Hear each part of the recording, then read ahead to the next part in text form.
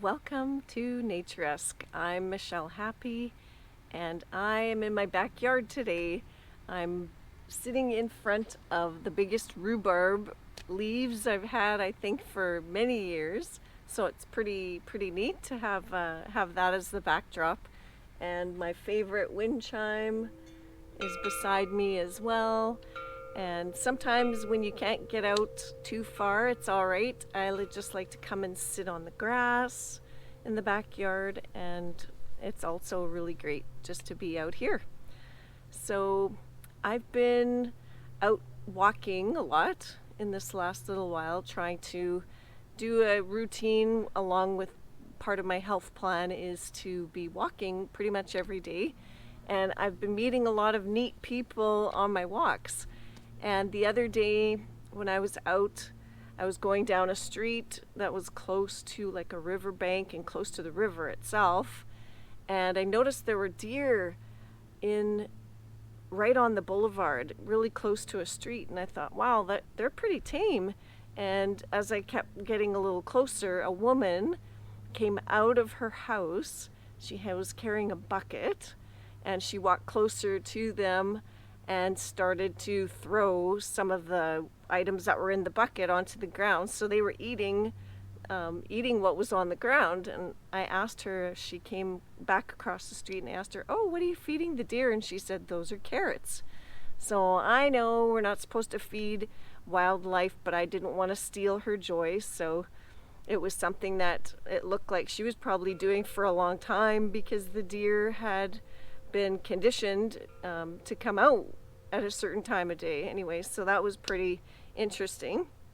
And then farther into the park, I go over this one area where there's a little bridge across a river, and this one area is very treed and very beautiful, and there are a lot of migratory birds. And I've been seeing a lot of birds coming through this spring. There were brown thrashers, which I have never really seen before. They have dark, rusty wings and back. Their breast is kind of like a creamy color with these little flecks of brown on it. And they're a little bigger too. And when I did some research about them, they are a larger songbird in the mockingjay category, or a species. So they're not really seen too often because they like to hide in the brushes. So that was kind of neat to see, because now at that point the leaves hadn't filled in yet, so I was able to see them. The other birds I always love seeing are the juncos, the dark-eyed juncos, and they have a yellow beak. They're really timid and shy. They usually see them feeding on the ground, light colored breast, really blending in with their environment. So those, usually if I set out a tray on the deck with some seeds, they will come and feed as well as they're going through. The other thing I saw, which I've never seen before, is a ruby kinglet.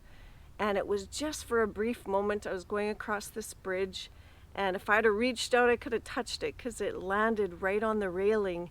And it was this olive green bird, really tiny. It looked like it could fit right in my hand, and with the orange tuft on its head. So interesting, I'd never seen before.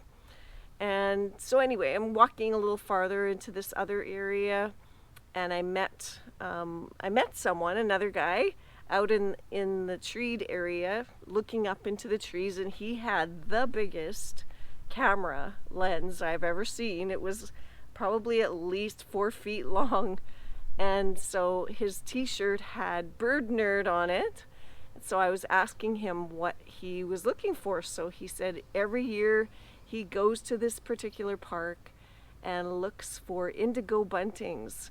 So of course I had to look that up. It's the bluest bird I have ever seen. I never did see them, but that was interesting to know that they were also in this area in the spring.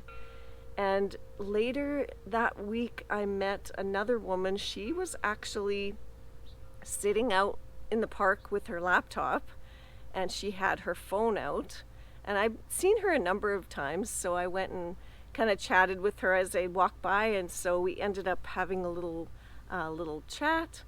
And she said that she uses a bird app called Merlin, to identify birds. And she said, just sitting here, she turned on the recording and it identified a number of birds. So I thought, okay, I gotta check this out. So that is my new favorite app to use. So everywhere I've been going, I've been turning the sound identification feature on, and when it hears different bird song, it will identify what those birds are. So later in my walk that week, that app found the Indigo Bunting, which was way up high in a tree somewhere, and I never did see it, but it was pretty interesting to know that there really were some of those birds around. So when I'm getting out into the parks and out in the woods and so on, now birds are really a big thing for me, and they have always been, but now I just find it even more interesting because now I can identify what some of the bird songs are and looking for them, especially like I always see the yellow finches and the robins, of course, and the ravens and so on, and magpies and red-winged blackbirds, etc. But some of these other birds that you never really see, but you can identify the songs. I think that's pretty interesting. So, so this week has been interesting. It's very hot out right now. It's about 30 degrees. There's heat warnings everywhere. Unfortunately, all across Manitoba, there have been wildfires. So a lot of people have been evacuated from their homes. So my heart goes out to everyone who's in that situation. It's just not a great time right now. A lot of smoke in the air, and it's just awful to see that going on. But again, all part of nature, part of the death. So we have,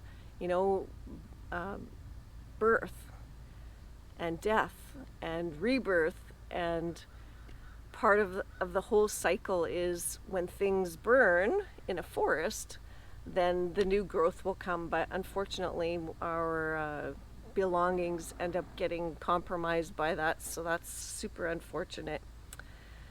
Yeah, and then last couple of weeks ago, I was talking about my health journey, and just to keep kind of building on that, I was talking about some of the limiting beliefs that were coming up, even though I've locked into my mind that I want a new health plan and I want to get healthier so that I can stabilize all these underlying health conditions.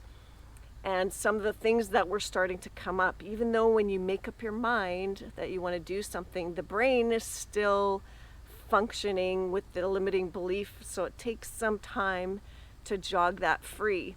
So I had actually written down some of the limiting beliefs that were coming up, and that piece of paper I am actually going to be shredding. Normally I would burn it, but there's a burn ban on right now, so definitely need to shred this. So what I need to do instead, if I want to write something down, I need to write down my new beliefs.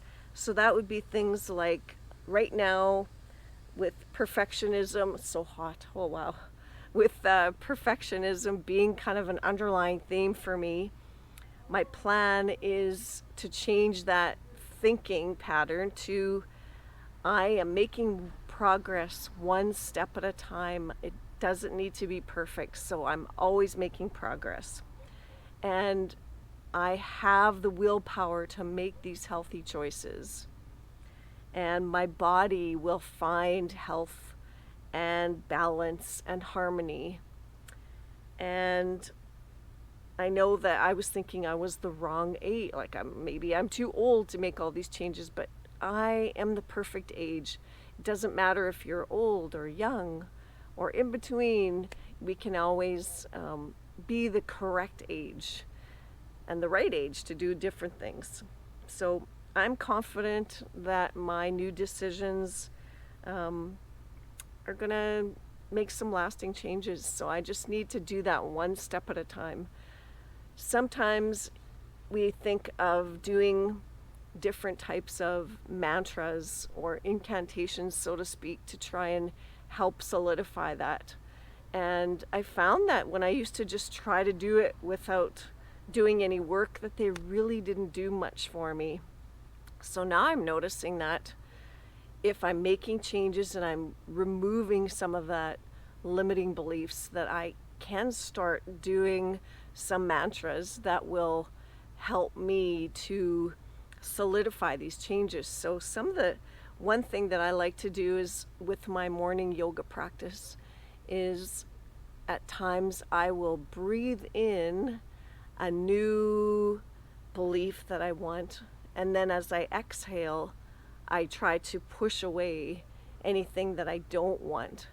So for example, I can inhale this new progress that I'm making, and I can exhale perfectionism with a loud exhale.